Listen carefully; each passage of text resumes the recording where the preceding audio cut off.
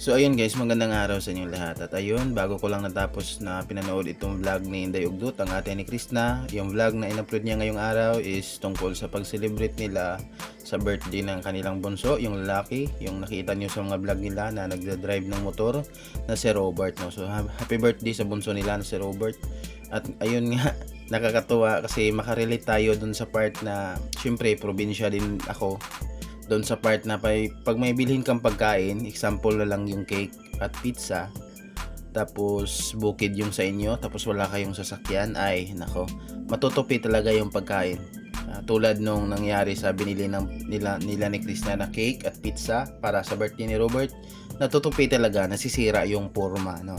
So expected na yun. Sana darating talaga yung panahon sa pamamagitan ng patuloy nating pagsuporta na makabili na sana sila ni Krishna ng sasakyan nang sa ganun maiwasan yung mga ganitong pangyayari, no? Pero ayun, okay lang naman yun, at least yung mga bagay-bagay ng ganyan hindi gaano big deal yan. Importante may malusog na pangangatawan, healthy, yung mga ganun. Pero rooting for them na sana ma-afford pa rin nila, kasi yung sasakyan is ano talaga din, maraming pwedeng gamitan tulad ng pagcha-charity nila, no?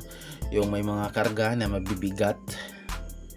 Well, syempre naman, hindi talaga maiwasan na may karga silang mabibigat. Syempre, kapag patuloy yung pagcha-charity ni Krishna, yung mga tulong na ibibigay sa kanila, hindi naman siguro lagi na pera, minsan naman siguro may mga bagay. So, ayun, para hindi na sila kailangan maghirap or magpakyaw ng mga ano-anong multicab, dapat soon, sana ma-afford na nila yung kahit multicab lang, no? So, excited tayo sa part na yan.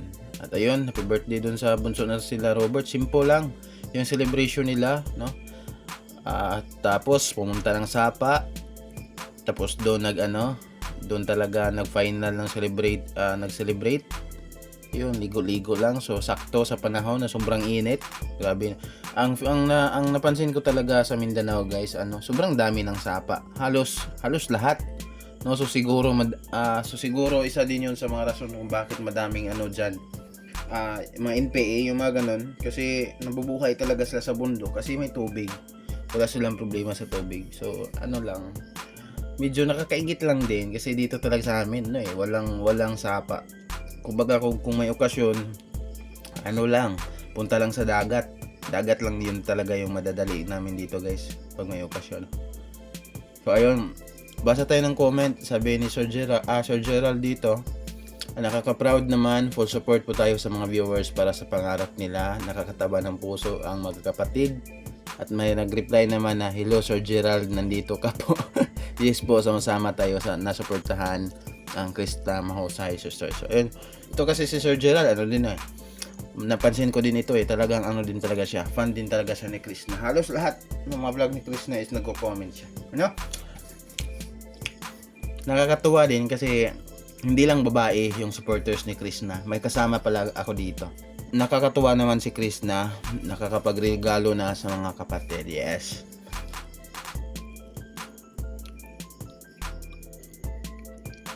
Good evening, Miss MJ. Happy birthday, Robert. God bless you. Thank Krishna din sa pa-surprise mo sa kapatid mo. I'm sure di niya yan makakalimutan for the rest of his life. Yes, ayun.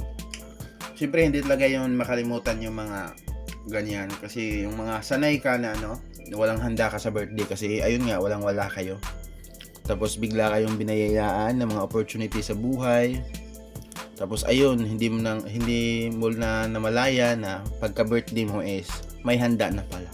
So ayun, kung first time yan ni Robert na nagkagano ng handa, kahit simple lang, pero yun, big deal na yun sa mga first time lang nakaranas ng ganong mga pagse-celebrate. Although simple lang yun sa iba, pero malaki na yun para sa ating mga mga ultimo yung hanap buhay. Itong si Robert din, guys, sana maisipan niya na mag-vlog din.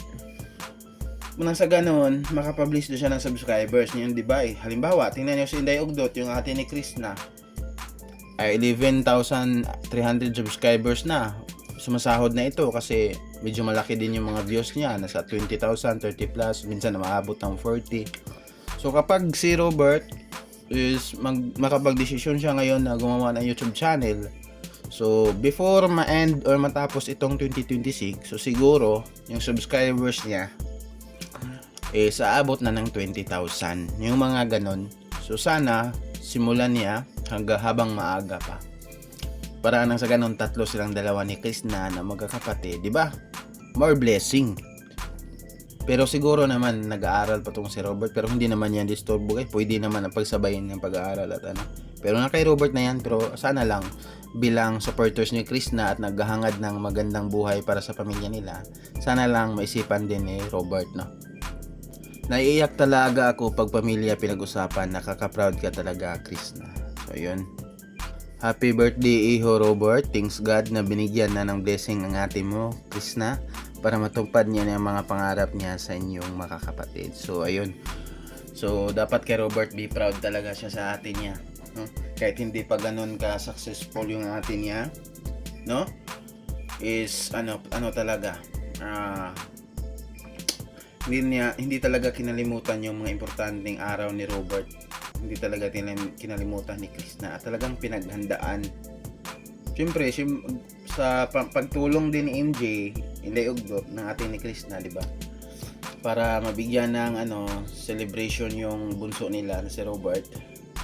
Hello MJ and Mahusay family. Ayun, happy na ang birthday ni Robert kasi may cellphone na siya na gift ni Ate Krishna niya. Enjoy lang kayo at ingat palagi. So ayun, may cellphone na pala si Robert. So pwede na. Sabihin nyo naman guys, sana pala decision ako. Hindi guys ano lang yan guys, opinion. Nasa kay Robert lang naman yan. Yung iba kasi dito negatibo yung mag-isip diretso comment agad ng mga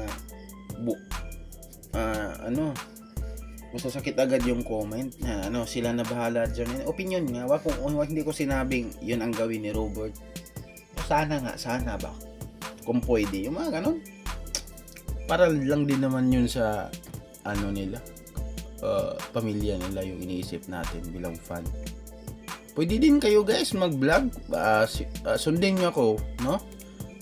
Gayahin nyo ako, pwede ng i-video nyo lang yung screen nyo at yung iba na mga katulad nung kumaring OFW, yung mga nagre-react na hindi naman kinukuha yung mga video. Kasi kung manguha kayo ng video, makaka-copyright ka talaga.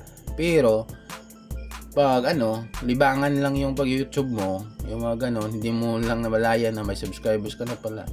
After mo manood sa mga vlog nila, video mo lang yung sarili mo, sabihin mo yung opinion mo, yung mga ganon. So ayun, hindi mo lang alam is may subscribers ka na, na-monetize ka na. So yung pagpanood mo may saysay, may bawat panood mo may magagawa kang video, share mo lang yung opinion mo. So ayun, at nakasubaybay ka pa sa mga idol mo at kumita ka pa. So ayun, kapag may malaki ng kita yung channel mo, pwede ka na mag-sponsor sa kanila kung may trip ka sa kanila mga beneficiary. O di ba, ganun lang.